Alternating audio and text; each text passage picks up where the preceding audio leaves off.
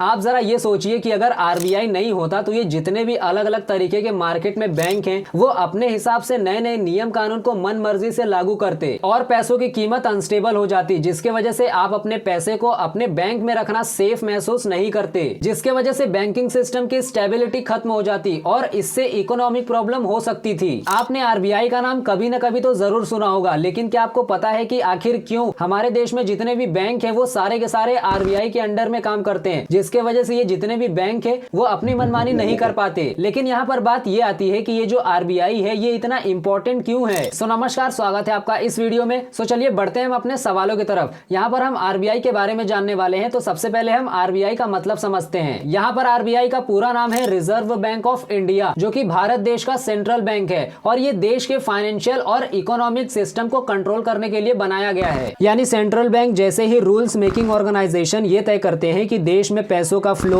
Interest rate, banking service जैसे ही financial activities को सही तरीके से की जा रही है या फिर नहीं, ताकि देश की इकोनॉमी सेफ और स्टेबल रहे। और इसीलिए इन सारी चीजों पर कंट्रोल करने के लिए सेंट्रल बैंक को बनाया गया है। ये भारत की पूरी बैंकिंग सिस्टम का मेन हेड है, जो कि सभी बैंकों को क्या करना है, कैसे करना है, ये सारे नियम कानून यही बनाता है और सभी बैंकों को इसके नियम कानून के हिसाब से चलना पड़ता है। आरबीआई 1 अप्रैल सन 1935 में बनाया गया था और आरबीआई का हेडक्वार्टर पहले कोलकाता में था, जिसे बाद में मुंबई में ट्रांसफर किया गया और ये बैंक भारत सरकार के कंट्रोल में है। आरबीआई इकोनॉमी की स्टेबिलिटी और ग्रोथ को तय करने के लिए इंपॉर्टेंट रोल प्ले करता है, यानी मदद करता है। अब यहाँ पर आरबीआई का क्या काम है, तो इसमें सबसे पहला काम है मॉनिटरी पॉलिसी रेगुलेशन। इसका मतलब है कि जब भी महंगाई बढ़ जाती है तो आरबीआई इंटरेस्ट रेट को बढ़ाकर पैसों के सप्लाई को कम करता है, यानी कंट्रोल करता है, ताकि लोग कम खर्च करें और महंगाई कम हो सके। मॉनिटरी पॉलिसी के जरिए आरबीआई देश में मनी सप्लाई और इंटरेस्ट रेट को कंट्रोल करता है। इसका मकसद होता है महंगाई पर कंट्रोल करना और देश की इकोनॉमिक डेवलपमेंट को तय करना। यहाँ पर दूसरा काम है जो कि आरबीआई करता है, वो है इशुएंस ऑफ करेंसी का, यानी भारत में केवल आरबीआई को ही बैंक नोट जारी करने का अधिकार है। आरबीआई ये तय करता है कि भारत में मनी सप्लाई कंट्रोल में रहे, यानी बैलेंस रहे, और साथ ही ये भी तय करता है कि सभी बैंक के नोट अच्छी क्वालिटी के हो और जो भी जाली पैसे है उनके खिलाफ अच्छे तरीके से कार्रवाई हो। यहाँ पर सिक्कों की सप्लाई सरकार के जरिए की जाती है, लेकिन आरबीआई इन्हें भी कंट्रोल करता है। यहाँ पर आरबीआई का तीसरा काम है बैंकिंग रेगुलेशन, यानी आरबीआई भारत के सभी बैंकिंग इंस्टीट्यूशन की निगरानी करता है। इसका मकसद ये होता है कि सभी बैंक स्टेबल रहे और सेफ रहे। आरबीआई समय समय पर बैंकों को अलग अलग निर्देश देता है ताकि उनके जरिए जनता को दी जाने वाली सर्विस की क्वालिटी बनी रहे। जैसे अगर किसी बैंक में फाइनेंशियल प्रॉब्लम्स आती है तो ये आरबीआई उसकी मदद करता है। यहाँ पर आरबीआई का चौथा काम है फॉरेन एक्सचेंज को कंट्रोल करना, यानी आरबीआई भारतीय रुपए की वैल्यू को स्टेबल बनाए रखने के लिए फॉरेन एक्सचेंज मार्केट में दखल अंदाजी करती है। ये भारत के फॉरेन एक्सचेंज रिजर्व्स का मैनेजमेंट करता है और ये तय करता है कि भारत के पास अपने काम के लिए सही तरीके से फॉरेन एक्सचेंज हो, ताकि इंपोर्ट और एक्सपोर्ट को सही तरीके से बैलेंस रखा जा सके। यहाँ पर आरबीआई का पांचवा काम है फाइनेंशियल स्टेबिलिटी। आरबीआई का एक और इम्पोर्टेंट काम ये है कि ये भारतीय फाइनेंशियल स्टेबिलिटी को स्टेबल और सेफ बनाए रखता है। इसके लिए ये फाइनेंशियल इंस्टीट्यूशंस, बैंक और फाइनेंशियल मार्केट की एक्टिविटीज पर कड़ी नजर रखता है। फाइनेंशियल प्रॉब्लम के टाइम पर आरबीआई ऐसे कदम उठाता है जो फाइनेंशियल प्रॉब्लम को टालने और इकोनॉमिक स्टेबिलिटी बनाए रखने में मदद करते हैं। यहाँ पर आरबीआई का छठा काम है डेवलपमेंट रोल का। ये आरबीआई का मेन काम होता है, जो कि है भारतीय बैंकिंग सिस्टम का हमेशा विकास करना। ये खासकर गाँव और अनरजिस्टर्ड एरिया में बैंकिंग सेवाओं को फैलाने पर जोर देता है, ताकि देश के हर नागरिक को बैंकिंग सेवाओं का लाभ मिल सके। अब यहाँ पर बात आती है कि ये आरबीआई इतना इंपॉर्टेंट क्यों है। इसका सबसे पहला रीजन है महंगाई पर कंट्रोल करना, यानी इसमें आरबीआई की पॉलिसी का मेन मकसद होता है महंगाई पर कंट्रोल करना, जिसके वजह से ये देश के इकोनॉमिक कंडीशन को बिगाड़ सकती है। आरबीआई के जरिए लागू की जाने वाली फाइनेंशियल पॉलिसी महंगाई को कंट्रोल करती है और लोगों की खरीदने की शक्ति को बनाए रखती है। यहाँ पर दूसरा रीजन है बैंकिंग सेफ्टी, यानी यहाँ पर आरबीआई ये तय करता है कि सभी बैंक सेफ तरीके से और स्टेबल तरीके से काम करते रहें। आरबीआई सभी बैंकों को सही दिशा निर्देश देता है ताकि जो भी जनता का पैसा है वो सही तरीके से सेफ रहे और बैंक किसी भी फाइनेंशियल प्रॉब्लम में ना पड़े। यहाँ पर आरबीआई होने का तीसरा रीजन है फॉरेन एक्सचेंज रिजर्व का मैनेजमेंट करना, यानी आरबीआई भारतीय रुपए की स्टेबिलिटी को बनाए रखने के लिए फॉरेन एक्सचेंज रिजर्व का मैनेजमेंट करता है। यहाँ पर यह तय करता है कि भारत के पास अपने काम भर के लिए सही तरीके से फॉरेन एक्सचेंज रिजर्व है या फिर नहीं है, ताकि किसी भी फाइनेंशियल प्रॉब्लम के टाइम पर अपना देश सही तरीके से इकोनॉमिक तरीके से सेफ रहे। यहाँ पर चौथा रीजन है इकोनॉमिक डेवलपमेंट में योगदान योगदान। आरबीआई की पॉलिसीज इकोनॉमिक डेवलपमेंट को बढ़ावा देने के लिए बनाई जाती हैं। ये तय करता है कि भारत में इकोनॉमिक बैलेंस बना रहे और देश के विकास के लिए इंपॉर्टेंट फाइनेंशियल रिसोर्सेज अवेलेबल हों। अब यहाँ पर बात आती है कि आरबीआई कैसे काम करता है। आरबीआई कई ब्रांचों और डिपार्टमेंट्स के जरिए अलग अलग फाइनेंशियल एक्टिविटीज का मैनेजमेंट करता है। इसमें सबसे पहला है एमपीसी यानी मॉनेटरी पॉलिसी कमेटी।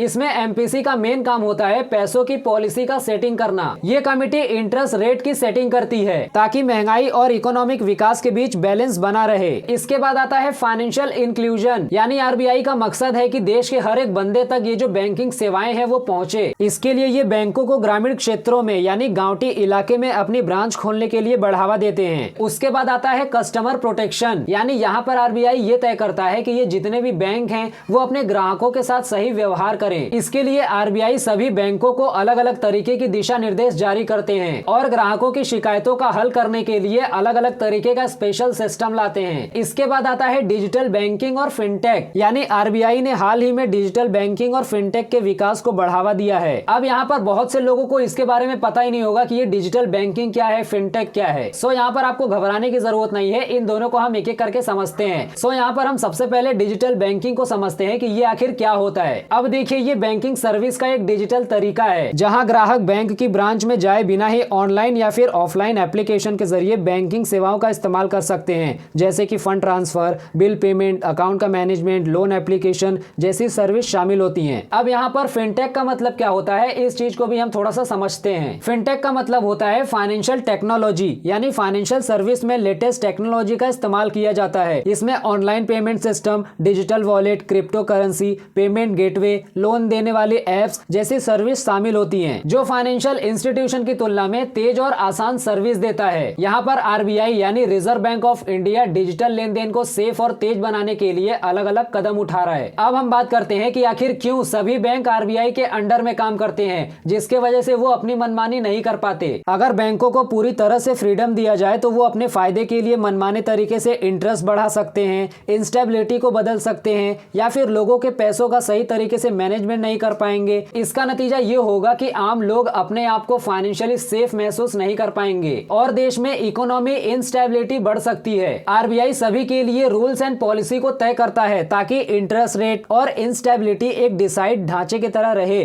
जिससे आम लोगों पर फाइनेंशियली दबाव न पड़े। बैंक मेंटेन रहे, जिससे बैंकों में रखे हुए लोगों के पैसों का गलत तरीके से बैंक इस्तेमाल ना कर पाए और समय समय पर सही तरीके से लोगों का पैसा वापस करे। महंगाई और इकोनॉमिक पॉलिसी के हिसाब से फाइनेंशियल सिस्टम को स्टेबल रखा जा सके और बैंकों की निगरानी करके उन्हें गलत फाइनेंशियल एक्टिविटीज में शामिल होने से रोका जा सके, जिससे देश का फाइनेंशियल सिचुएशन सेफ रहे। इसलिए आरबीआई के अंडर में काम करने से सभी बैंक अपनी मनमानी नहीं कर पाते, क्योंकि सभी बैंक ऑर्डर और जिम्मेदार बैंकिंग सिस्टम को फॉलो करते हैं, जिससे देश की इकोनॉमी सेफ बनी रहती है। इसलिए सभी बैंक रूल्स एंड रेगुलेशन के हिसाब से सिस्टम को फॉलो करते हुए चलते हैं। तो मेरे हिसाब से आपको इस वीडियो में आरबीआई रिलेटेड जितने भी कंसेप्ट होंगे वो आपको क्लियर हो गए होंगे। बाकी हम फिर मिलते हैं नेक्स्ट वीडियो में, तब तक आप हंसते रहिए, खेलते रहिए और मुस्कुराते रहिए।